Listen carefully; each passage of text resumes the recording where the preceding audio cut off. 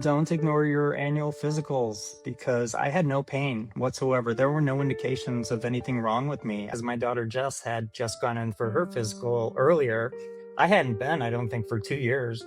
They had found an issue with her that they were able to remedy. And so that triggered me to want to go get my own physical completed. In 2019, I went in for a routine physical and a blood test. They drew my PSA, noticed that the number was higher than it should be, and recommended a biopsy, which I underwent. They called us in to do an in-person consultation afterwards, and that's when they said, you do have prostate cancer. Used what's called a Gleason scoring of the biopsy. 9 and 10 are considered highly aggressive. My score was a 9. So they wanted to immediately put me into chemotherapy after radical prostatectomy. A lot of unknown, a lot of concern of the unknown. They all said how serious this is, if there's no cure for it. It was all very nonchalant and very routine, as if they had done it 100 times, because I'm sure this doctor had. But our first thought was, okay, what we need to figure out the best treatment plan for us. And in this case, we wanted to look at other doctors that weren't necessarily in our backyard. So we ended up going to the University of Chicago. We had some great recommendations from family and friends who had been treated there. And it's been a great experience. Being in a teaching hospital, there's a lot of benefits to that. A lot of unknown, a lot of concern of the unknown. I mean, ironically, for me, given they all said how serious this is, it's got a 10-year life expectancy. There's no cure for it. And this I learned after all sorts of tests, and ruling out of like a genetic BRCA code. I don't have that. So, but the good news to me was I had 10 years. And I live by this silly mantra, Wahoo-Wan. It's simply, we are here until we are not. Good morning, everyone, and Wahoo-Wan. We're here until we're not. And today I'm getting a PET scan to measure how much longer I am going to be here. Currently just got the IV. Next, they're going to inject me with some dye. And then I get the PET scan, and we'll see how far this little cancer dude has spread in the body. Hopefully not too far. And any of us could be gone tomorrow by some accident or anything. So a lot of sadness. First 2 weeks, the why me, I couldn't get out of my head. And then I just finally realized I can't live this way, crying every day. I've got to be happy. It's the only way to live out the remainder of your days. And yeah, the morning of the surgery started off ominously, I'll say, because they blew a vein out in my hand and it looked like it was just all blown up with the blood. So I was like, okay, is that a bad sign about the surgery? But fortunately, I was totally put under immediately after that and had no concerns. I woke up and they pump you full of gas. So the biggest pain I had from all of the surgery, which was the robotic, the Vinci kind. So, but the most painful part in the recovery immediately after the surgery was dealing with the gas, because I felt like I was going to explode at the gas they had pumped in so they could see what they were doing. After surgery, you expect that number to be 0. If there's no prostate, that number should be 0. Well, Craig's was 17. And we're thinking to ourselves, 17, that's so low. Well, not when it's supposed to be 0. So that was our indicator that we're gonna have to go back in and keep fighting this and keep coming up with, it's gonna be, if it's aggressive, we're gonna have to be aggressive as well. The surgery plus the hormone therapy has just changed my whole perspective on life. From I don't have any testosterone due to the depletion of the hormone. I don't have a prostate, which I didn't know when I was diagnosed at 52 years old in 2019 what the prostate was. I'm ashamed to admit, I didn't even know what the prostate was. And once they took it away, I realized, it's pretty important. I wouldn't have kids without it. And I've got 4 daughters. So I'm glad that happened later in life. Yeah.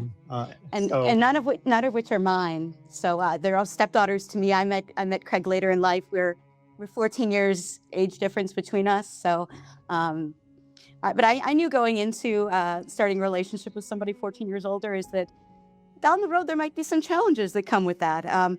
We weren't expecting those challenges to be so soon in your 50s. We were thinking maybe in the 70s we'll start having challenges, but you just adapt and you learn that love comes in lots of different forms, and there's ways to be intimate and caring and just as passionate as you were before. It just takes a different shape. I have tolerated every type of hormone treatment that I have been on, except for when I went on the combination of abiraterone and prednisone. That made me really irritable, and I had to stop taking that. And so the changes in me are profound. It's known as chemical castration for a reason. I cry at everything. I can be so easily triggered at the thought of one of my daughters thinking about me when I'm gone, just like that. I can't handle it. So I try to keep busy going on walks and distracting myself with still working because I had no sexual desire, to put it bluntly. And the timing is amazing with my wife, who is kind of in the same boat. Yeah, we got engaged while Craig was going through chemo during the shutdown, and that was the point where we're like, well, if we'd been together for 7 years, and we realized that, hey, if we can spend every single waking minute together, maybe it's time to take the next step. So that's when we got engaged. And testosterone fuels prostate cancer, and once you sort of adapt to that lowered level, it kind of gets a mind of its own and it starts creating its own furnace. You don't need the testosterone for it to spread. So I think the last about 2 years, we've been seeing a significant rise and thus trying a clinical trial. Yeah, the cancer has done the proverbial lit me up like a Christmas tree. It's up through my spine, it's in the skull, it's all throughout the pelvis, it's in my lymph nodes. We were always open to clinical trial. That was the primary reason we were excited to be at the education, the teaching hospital at the U of C. The very beginning was a little rough. We had a couple of starts and stops where they thought I was eligible, but it turned out I wasn't. And the same thing happened again, and I wasn't. And finally, they got us into this one. So we were very apprehensive that the rug was going to get pulled out again. But it's been happening now since May when it started and continues through July, at least. And I go in every week, and I get an infusion once every 3 weeks. And it's a lot of trips from where I live to Hyde Park, Illinois, where the University of Chicago Medicine's located. Happy Thursday, Cancer Warriors. We are here for my 5th infusion. I'm about to be hot. I brought a little moral support today. Yeah, that's my wife. My whole day is dedicated to going down to get a blood draw and coming back home sometimes. So over the last 7 years that it has been up and down, but always well below the initial number of 47, always below that.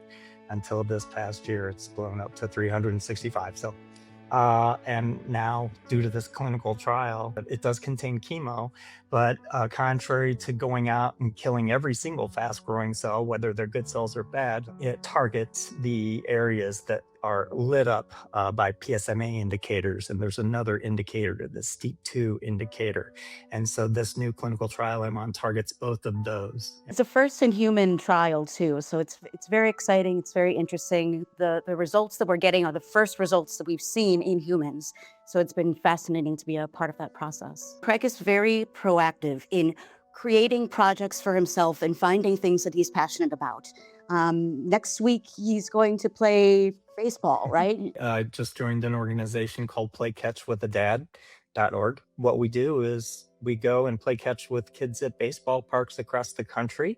He's got volunteers like myself now and a team of 5 in Chicago and teams elsewhere. And 4 of the guys that are doing this are high school classmates of mine, and one I just reconnected with. And so he's the reason that I have joined the organization, and I'm so excited. We live every day to its absolute fullest, but your fundraising efforts and the amount of energy that you've taken from that place of pain and put it towards something so positive and the future that hopefully somebody won't have to go through that pain, Prostate Cancer Foundation. It goes to benefit research into finding a cure. And speaking of that, this last week was the ASCO conference, which was a really amazing findings that came out of it. I've heard some that are related to my line of treatment. I won't say anything at the moment until more information is learned, but it's very optimistic.